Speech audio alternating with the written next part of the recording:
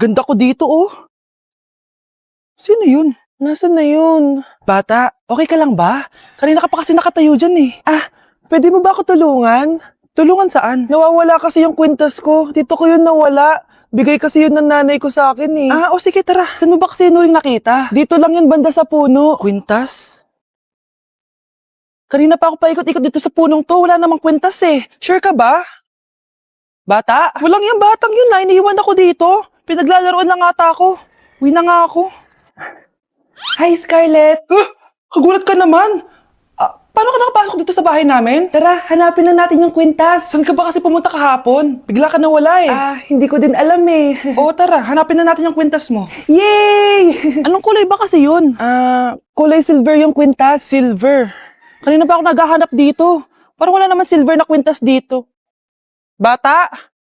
Iniwan na naman ako. Andito ka lang palang bata ka? Ano ginagawa mo dyan? Nay, hinahanap ko yung kwintas ng batang kasama ko. Umuwi ka na. Magagabi na oh. Sige, Nay. Nay, yan ata yung kwintas na hinahanap ng bata. Ba't nasa iyo yan? Wala to anak. Tara, uwi na tayo. Nay, saan mo ba talaga galing yung kwintas na yan? Itong kwintas na to anak, special to sa akin dahil galing to sa kapatid ko. Kaso, namatay siya nung 9 years old siya. So, yung bata kanina, siya yung tita ko na namatay? Oo, anak. Siya lang ang may favorite sa akin. Mga magulang namin, ayaw sa akin. Kaya sobrang mahal ko yun, anak. Ang lungkot naman pala, Nay. Sobrang sakit lang. Sorry. Tama na yun, Nay. Nanay mo yung pumatay sa akin, Scarlett.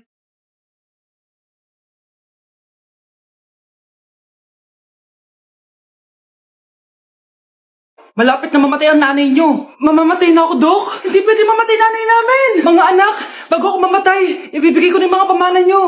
Pamana? Ano kayang ipapamana sa akin? Bahay? Kotse? Pera? Kyle, sa'yo ko ipapamana tong bahay. Oh, sa akin na tong bahay, Nay. O ikaw, sa'yo na tong kotse. Nay, sa akin na yung kotse. Ikaw naman, Brianna, sa'yo na lahat ng pera ko. Password niyan ay 6969. Sa akin na lahat ng pera? Hindi namin to kailangan. Ikaw kailangan namin, Nay. Nay, anong ipapamana mo sa akin? Ikaw? Sa'yo na lang yung boyfriend ko. May boyfriend na ako. Pero sige, the more the merrier. A few moments later. Hindi na tatagal ang nanay niyo. Parang ito na yung mga anak. Nay, wag! Ba't pa kasi kailangan mamatay eh? Be, swap tayo. Sa'yo na lang isa kong boyfriend, tapos sa'kin na lang yung pera. Ayoko nga. Pambibili ko to ng bagong iPhone. Damot mo! Akin na! Kuya, akin na lang yung kotse. Sa'yo na lang tong bahay. Be, akin yung kotse. Akin na yung susi! Sa'yo na lang tong bahay oh! Ayoko nga eh! Asan na yan? Ayoko nga! Asan na yan? Kinisabi! Niyeta kayo! Patay na nga ako! Nag-aaway pa rin kayo? Nay! Buhay ka? Dok! Pakancel na lang yung sakit ko! Mabubuhay na lang pala ako! Nakancel ko na, madam! Ibalik niyo sa akin yung mga pinamana ko sa inyo! Punyeta kayo, ah! Mga anak, mag-aaral na kayo sa Lunes! Yes! Sa wakas! Face-to-face class na! Ayoko pa mag-aaral! Babe, magkikita na tayo! Nay, kailangan ko po ng notebook. Oh, eto sa'yo. Limited edition planner to, ah. Wow! Thank you, Nay! Ang ganda! Ano yung sa'kin, Nay? Oh, eto, yellow pad. Bakit yellow pad lang? Tapos yung sa kanya, planner? May favoritism talaga dito eh. Nay, kailangan ko po ng ballpen. Oh, eto anak, G-Tech. Ang mahal nito. Ingatan mo yan, ha? Thank you, Nay! Hindi ko babagsak to. Oh, ikaw naman. Etong sa'yo. Bakit maleta, Nay? Mag-aaral na ba ako sa ibang bansa? Yan yung gagamitin mo kapag bumagsak ka. Dahil papalayasin na kita. 1 year later. At dahil mag-graduate na kayo, bibigyan ko ng bagong cellphone ang may pinakamataas na grades. Nay, 95 ako. Akin yung cellphone. 95 lang? Ako nga 96 na eh. Shh! Sa akin yung bagong cellphone dahil 98 ang grade ko. O ikaw, anong grade mo? Bagsak? 99 ako, Nay. At deserve ko to. I'm a bitch, I'm a boss. I'm a bitch and a boss, I'ma shine like gloss. I'm a bitch, I'm a boss. I'm a bitch and a boss, I'ma shine like gloss. Nay, maniligaw ko nga pala. Hi, tita. Ako nga pala si Enzo, ang soon-to-be jowa ni Scarlett. Enzo? Anak, di ba yan yung anak ng mayor? Opo, Nay. Galing mo talaga pumili, anak. Mukhang magkakapera ako, ah. A few moments later. O sige, pumapayag na ako na maging jowa mo tong anak ko. Yes! Pangako, tita, hindi ko papaiyakin si Scarlett. Pwede mo na akong i-kiss. Pops! May bayad ang kiss sa anak ko, ha? Nay, ano na naman yan? Aba, syempre, ang mahal ng diaper at gatas mo ng bata, tapos libre lang. Eh, ano naman? Tita, magkano po ba? Magkano? Eto price list. Holding hands, 200 pesos. Hug, 300 pesos. Kiss sa kamay, 500 pesos. Kiss sa noo, 700 pesos.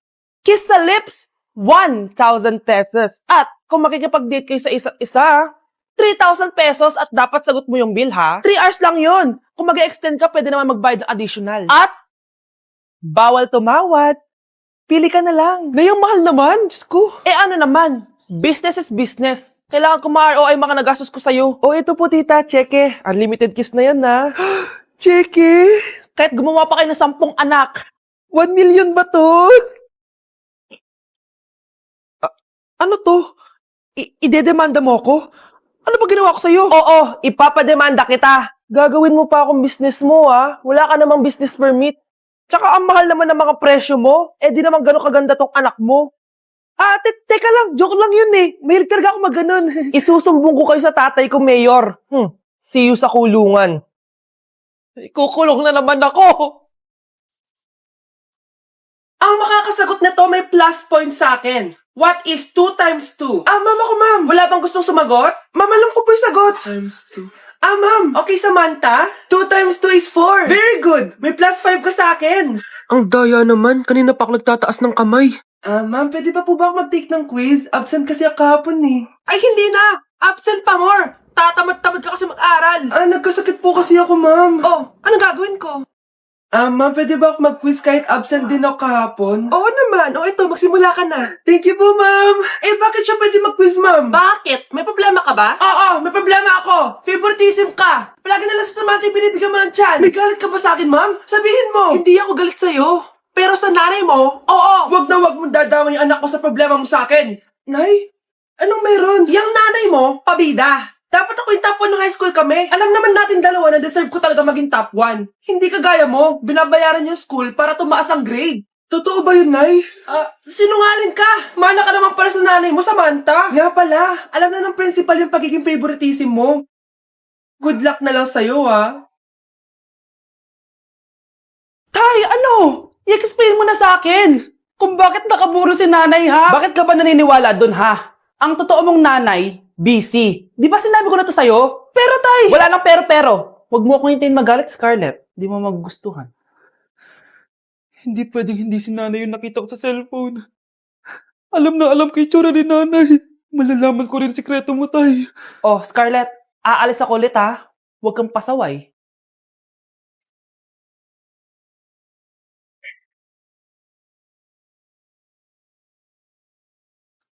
Nasa yung cellphone ko?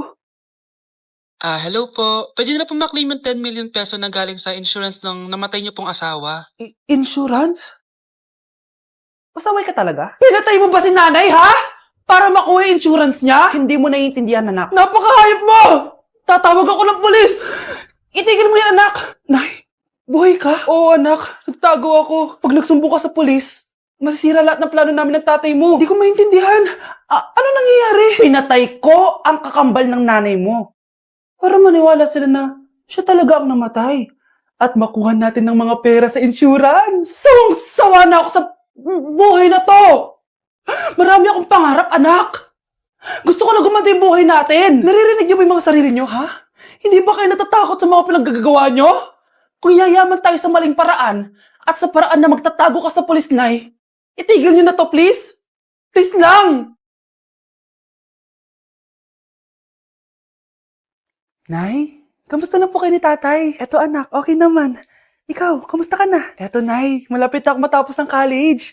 Sana paglabas niyo ni tatay, marami na akong ipon. Huwag kang mag-alala anak, konti panahon na lang. Magkakasama ulit tayo ng tatay mo. See you, Nay. Miss ko na kayo. See you soon, anak. Dok, bakit ka meron neto, ha? Bakit may picture ka ng nawawala akong anak? Hindi mo ba talaga ako naaalala? Hindi.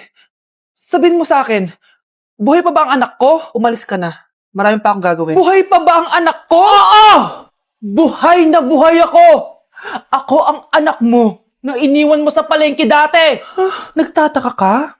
Isa na akong trans ngayon. Alam mo, buti na lang, may mabait at mayamang pamilyang kumukup sa akin. Kaya maganda yung naging buhay ko. Tignan mo, naging doktor pa ako. Kaya salamat sa'yo at iniwan mo ko. Anak, hinanap kita. Umasa ako na babalik ka. Hindi na importante yan. Ayaw na kita makita at hindi na kita kailangan. Kaya umalis ka na. Hello po. Kamusta po yung pasyente? Dok, si nanay naman yung nagkasakit. Kamusta na siya? Okay naman. Sa iba ko na lang siya ipapaasikaso, ha? Anak? Anak, please! Bakit anak tawag mo sa kanya, Nay? Sure ka ba na habang buhay ka magagalit sa nanay mo? Nakita ko results niya kanina. Anytime, pwede siya mawala. Magpapahangin lang ako. Nasaan na sila? Hello, nurse? Nasaan yung pasyente dito sa room 214? Anak? Ako ba hanap mo? Nay, akala ko may masamang nangyari na sa'yo. Anak, hindi na kita iiwan. Good news! False alarm lang pala yung nakita namin result sa nanay mo. Ibig sabihin, magiging okay siya. Salamat naman. Nay, ayoko na mawala ka sa akin, ha? Yay! May ate na ako!